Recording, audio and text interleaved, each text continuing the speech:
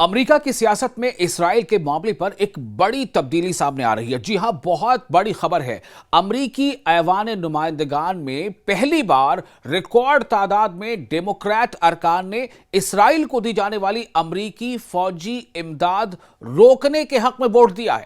جی ہاں، اسرائیل کو فوجی مدد نہ دی جائے، اس کے حق میں ووٹ دیا گیا ہے۔ اعداد و شمار کے مطابق 212 ڈیموکریٹ ارکان میں سے 103 نے اس ترمیم کی حمایت کی ہے، جس کا مقصد اسرائیل کے لیے امریکی فوجی فنڈنگ ختم کرنا تھا۔ بلکہ خبریں تو یہ بھی آ رہی ہے کہ 103 سے لے کر کے 212 تک، یعنی کہ یہ جن لوگوں نے اس کے حق میں ووٹ دیا ہے ان کی تعداد اور بڑھ سکتی ہے۔ اگرچہ یہ ترمیم منظور نہیں ہو سکی، لیکن مبصرین اسے ڈیموکریٹ پارٹی کے اندر ایک بڑی سیاسی تبدیلی قرار دے رہے ہیں، کیونکہ عام طور سے ڈیموکریٹ کا یہ جو ہے وہ موقف نہیں ہوا کرتا تھا۔ لیکن اگر ڈیموکریٹ میں بھی 212 میں سے 103 اس کے حق میں ہے کہ اسرائیل کو مزید امداد نہ دیا جائے، فوجی فنڈنگ اسرائیل کو جو دی جاتی ہے وہ ختم کی جائے، تو یہ اپنے آپ میں ایک بہت بڑی تبدیلی بھی ہے، چونکانے والی خبر ہے۔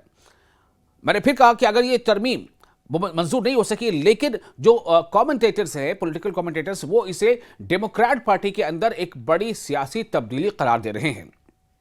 امریکی کانگریس کے رکن الہان عمر نے اس ووٹنگ کو تاریخی قرار دیتے ہوئے، ہسٹوریکل بتاتے ہوئے کہا ہے کہ یہ پہلی بار ہے کہ اتنی بڑی تعداد میں ڈیموکریٹس نے اسرائیل کی فوجی امداد کے خلاف ووٹ دیا ہے۔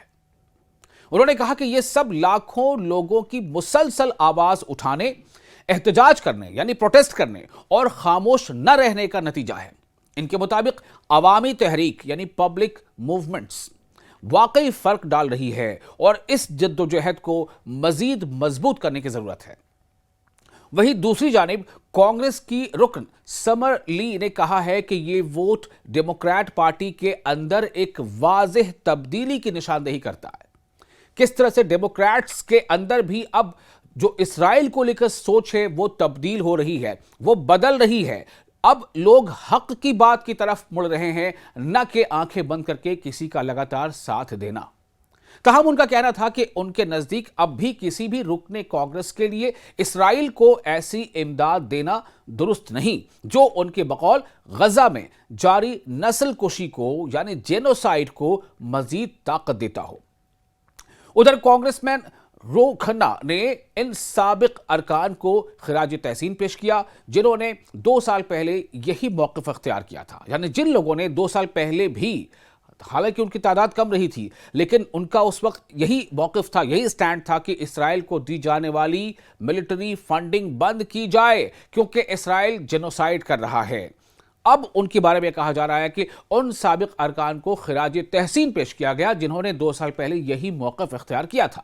انہوں نے خاص طور پر جمال بومن اور کوری بش کا ذکر کرتے ہوئے کہا کہ انہوں نے اسرائیلی فوجی امداد کی مخالفت کی تھی، اس کا وروध کیا تھا، لیکن بعد میں اپنی نشستیں بھی کھو دیں۔ روکھنا نے ایک ساتھی رکن کا جملہ نقل کرتے ہوئے کہا ہے کہ امریکہ میں سیاہ فام رہنماؤں کی قربانی کو اکثر معمول کی بات سمجھ لیا جاتا ہے۔